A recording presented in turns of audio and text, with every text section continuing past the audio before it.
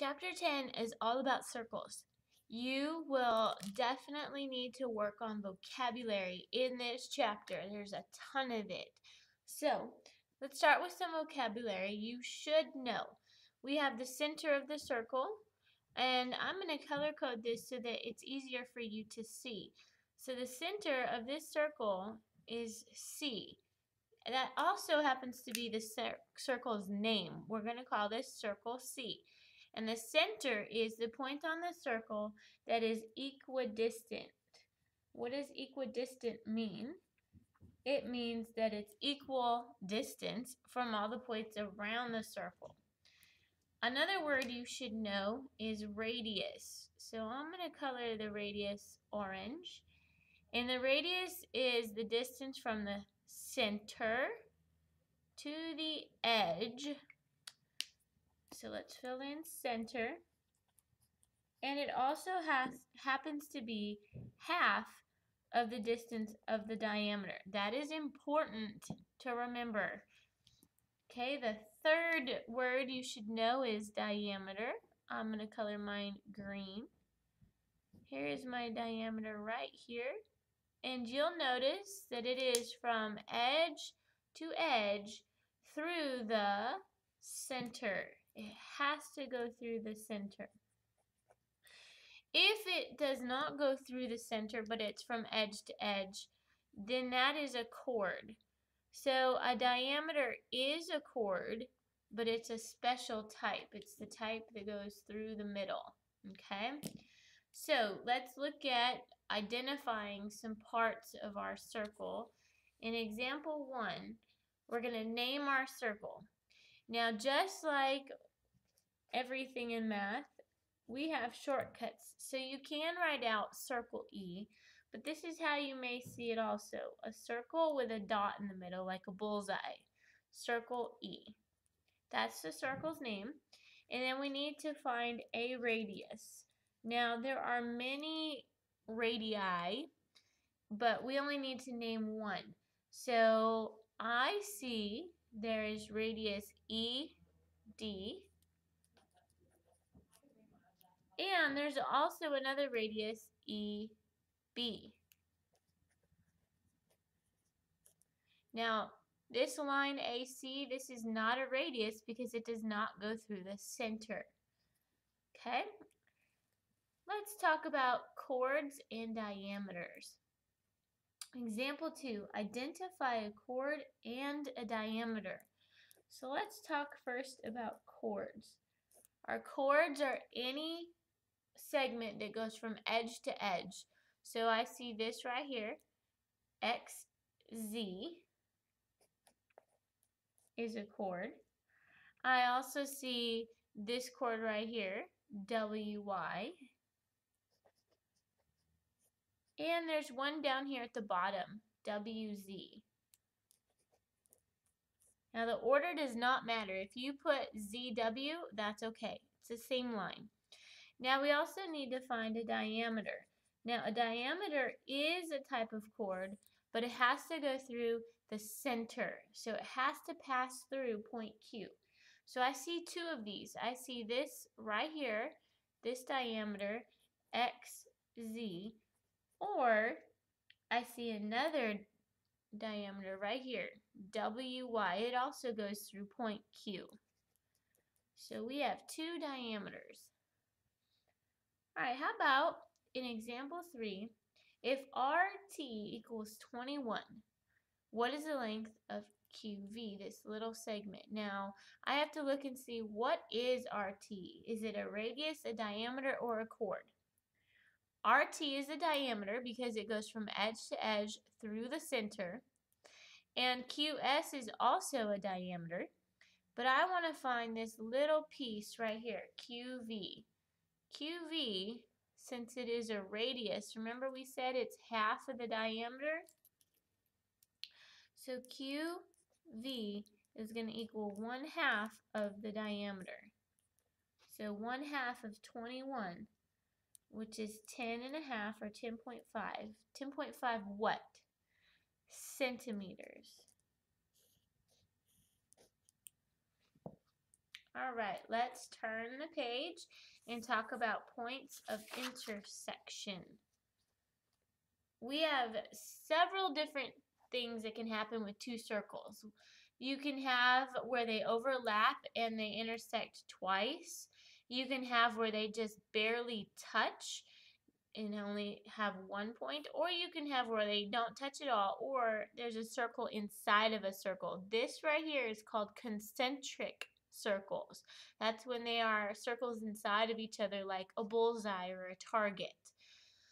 So in example 4, I have here two circles and they intersect at 2 points, okay?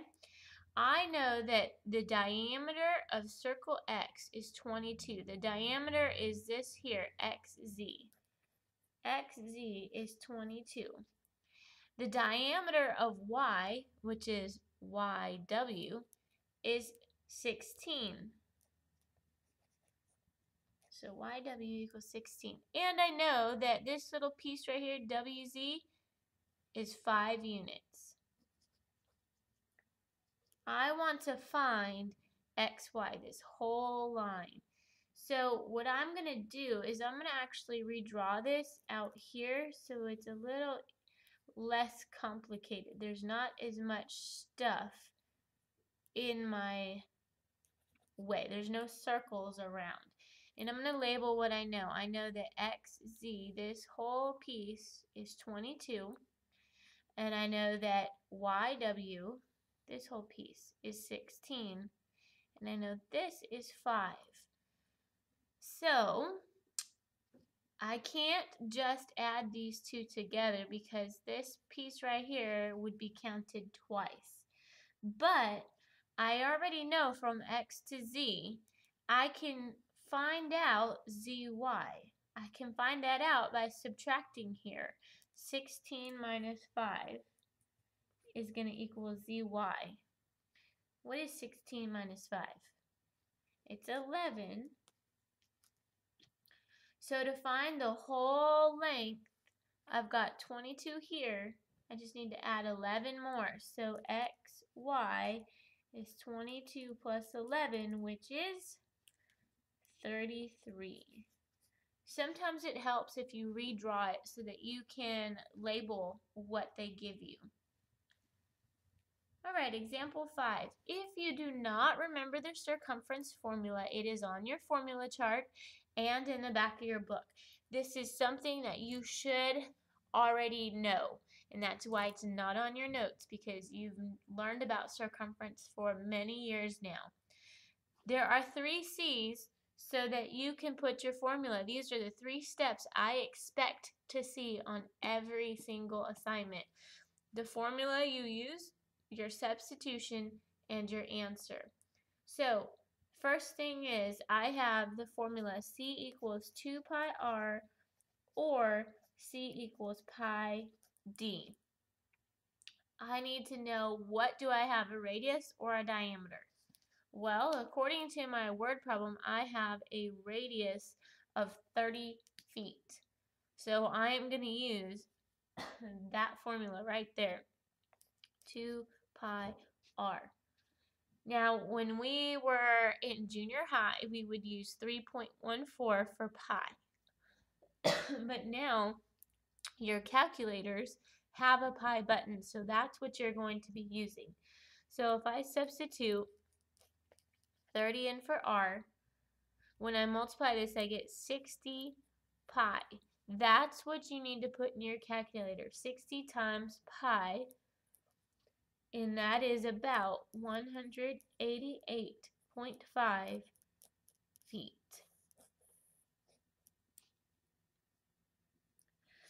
Example 6. Now we know the circumference and we want to find the diameter. So the circumference formula is C equals pi d. Okay, well, let's substitute in our circumference. 65.4 equals pi times the diameter. How can I get d by itself?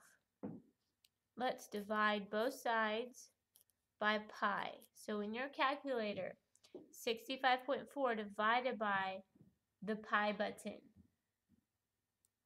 Okay, so diameter is about 205.46 feet. Is that all we needed to find? No, it says to find the diameter and radius. So we have to remember the radius is half of this. So the radius is about 102.73 feet because we divided 205.46 in half. Okay, last page. Here we're going to talk about shapes inside of our circle. So for example 7, we need to find the exact circumference. That means no rounding. The only thing I have is the hypotenuse of this triangle. You have to remember that this right here, this leg and this leg, those are both radii of my circle. So that means these are both congruent. If both of those sides are congruent, that means this triangle has to be a 45, 45, 90 triangle. So see, stuff we learned in past chapters is now going to come back and be applied. Since it's a 45, 45, 90 triangle, I can find the radius because I need that to find the circumference. I know this side, which is across from the 90, so it is right here, 3 roots of 2. So if I remember my special right triangles, this number right here, the 3, that's x. That's how long my radius is. It's 3 units. So I can use that now. Circumference equals 2 pi r. Let's substitute in 2 pi times our radius, which is 3. Since we want an exact answer, we are not going to use our calculator. We are going to leave it 6 pi. That is exact. No rounding. All right, here are some 2 other terms. You have the term circumscribed and inscribed. And these are 2 words that have to do with this same picture. Circumscribed is circle K is circumscribed about polygon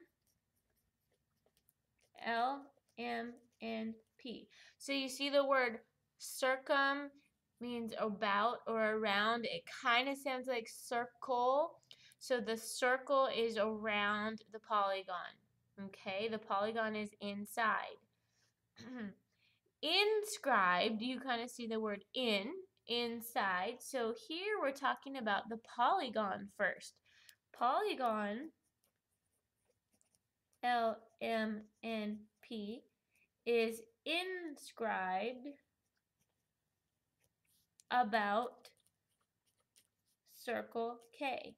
So it means the same thing, it's just the way it's worded. The first one is talking about the circle. The second one is talking about the polygon. But both of them describe the same picture. It's just a different way to say it, okay? So we need to remember circumscribed, circle. Inscribed, inside. So the polygon inside, all right? So let's talk about that with example 8. Find the exact circumference for a circle with a circumscribed square with side 10 feet long. So we have a square whose sides are 10 feet, and then we have a circle that goes around it so that each vertex of my square is on that circle. I can find the circumference because I can find the diameter. The diameter of this is going to be the hypotenuse of my square. If I pull my square out, I have this. I have a special right triangle.